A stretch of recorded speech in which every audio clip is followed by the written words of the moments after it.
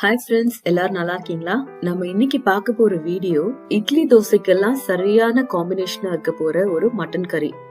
எல்லாருக்குமே மட்டன் கறி பண்ண தெரியும். அப்புறம் என்ன ஒரு புதுசா ஒரு மட்டன் கறி ரெசிபியோட வந்திருக்க அப்படின்னு நினைச்சீங்கன்னா, நம்ம எப்பவுமே ஒரே மாதிரி கறி பண்ணிட்டே இருக்கும்போது கொஞ்சம் டிஃப்ரெண்டா ட்ரை பண்ணா நல்லா இருக்கும் இல்லையா?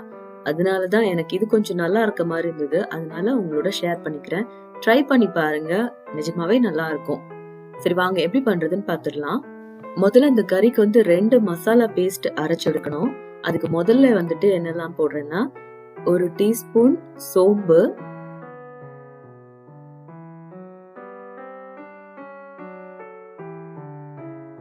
அதுக்கப்புறமா நல்ல ஃப்ரெஷ்ஷான தேங்காய், அது ஒரு 1/4 கப்பு போல எடுத்திருக்கேன்.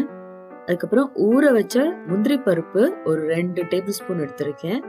அதே மாதிரி 1 டீஸ்பூன் கசகசா ஒரு வெதுவெதுப்பான தண்ணியில ஒரு 1/2 மணி நேரத்துக்கு முன்னாடியே கொஞ்சம் ஊற வச்சு எடுத்து வச்சுக்கணும். இது அத்தனையும் போட்டு நல்ல மையா அரைச்சு எடுத்து வச்சுக்கலாம். இனி அடுத்ததா நம்ம அரைச்சு எடுத்துக்க வேண்டியது 2 வெங்காயம், அப்புறம் ஒரு 3-4 பச்சை மிளகா, ஒரு தக்காளி. இது நல்லா அரைச்சு எடுத்துக்கோங்க. பச்சை மிளகா காரம் கம்மியா இருக்கிறதா இருந்தா கொஞ்சம் ஜாஸ்தி எடுத்துக்கோங்க. இது நல்ல காரமான பச்சை மிளகா, அதனாலதான் நான் 3ஓட நிறுத்திருக்கேன்.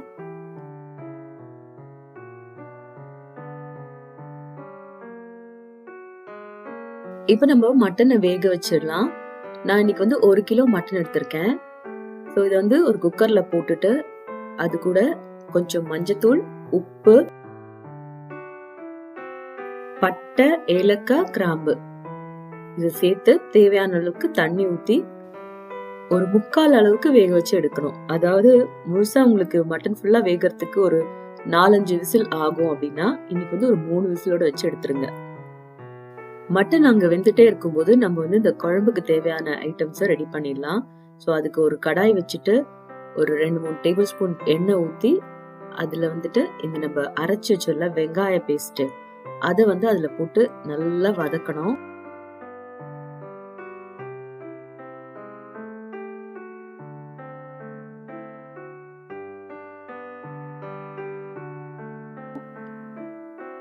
இப்ப இதுல 2 ஸ்பூன் இஞ்சி பூண்டு பேஸ்டும் கொஞ்சம் கருவேப்பிலையும் போட்டு நல்லா வதக்கணும்.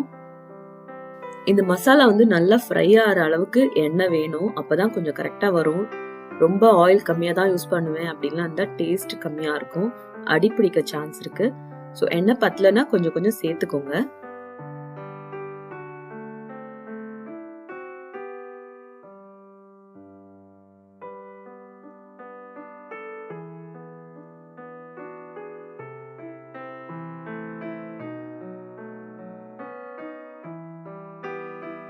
இப்ப இதுல தேவையான பொடிகள் எல்லாம் சேர்த்துடலாம். மிளகாத்தூள் ஒரு 2 டேபிள் ஸ்பூன், மல்லித்தூள் ஒரு 2 table spoon, garam masala powder 1 teaspoon.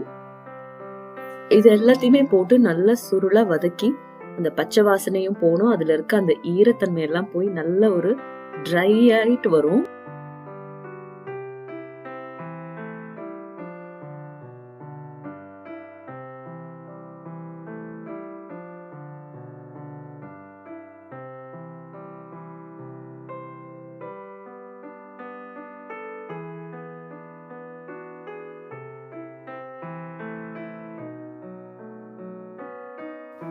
இந்த ஸ்டேஜ்ல நம்ம முதல்ல அரைச்சு வச்சோம்ல கேஷ்யூ நட் பேஸ்ட், அதை சேர்த்து நல்லா மிக்ஸ் பண்ணிக்கணும். அதுவும் கொஞ்சம் பச்சை வாசனை போற வரைக்கும் கொஞ்சம் வதக்கிக்கலாம்.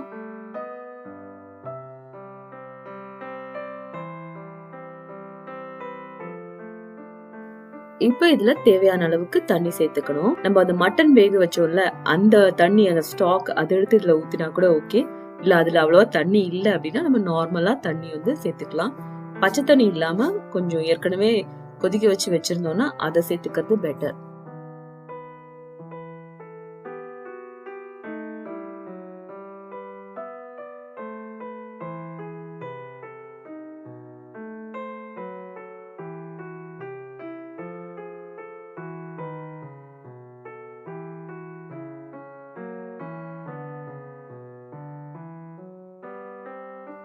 இப்ப இந்த குழம்பு கரெக்டான அளவுக்கு இருக்கு. இதுல தேவையான அளவுக்கு உப்பு போட்டுட்டு டேஸ்ட் பாத்துக்கோங்க கரெக்டா இருக்கான்னு. இப்ப இந்த மசாலாவையும் மட்டனோட சேர்த்து அது இன்னும் ஃபுல்லா வேகல, முக்கால் தானே வெந்திருக்கு, அந்த கால் பாகத்தையும் வேக வைக்கணும். அதாவது இன்னும் ஒன்னு இல்லைன்னா 2 விசில் வச்சு எடுத்துடலாம்.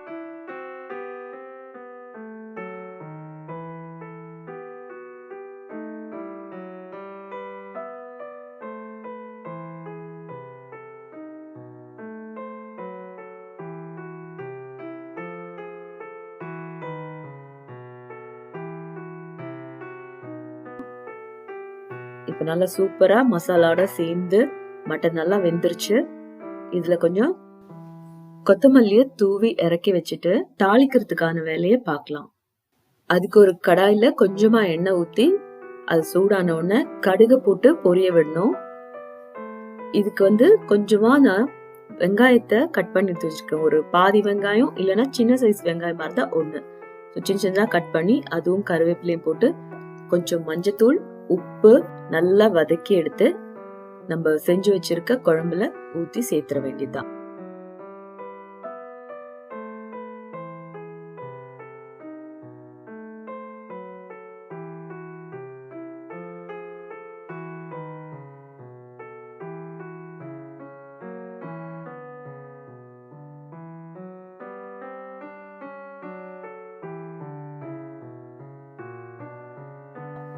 இப்ப நம்ம மட்டன் கறி ரெடி ஆயிடுச்சு.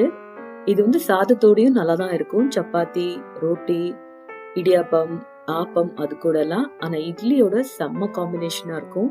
ட்ரை பண்ணி பார்த்துட்டு எப்படி இருந்ததுன்னு எனக்கு சொல்லுங்க. இந்த வீடியோ உங்களுக்கு பிடிச்சிருந்ததுன்னா லைக் பண்ணுங்க, ஷேர் பண்ணுங்க. இன்னும் சப்ஸ்கிரைப் பண்ணாதவங்களா இருந்தீங்கன்னா ப்ளீஸ் சப்ஸ்கிரைப் பண்ணுங்க. நாம அடுத்த வீடியோல சந்திக்கலாம். Bye bye.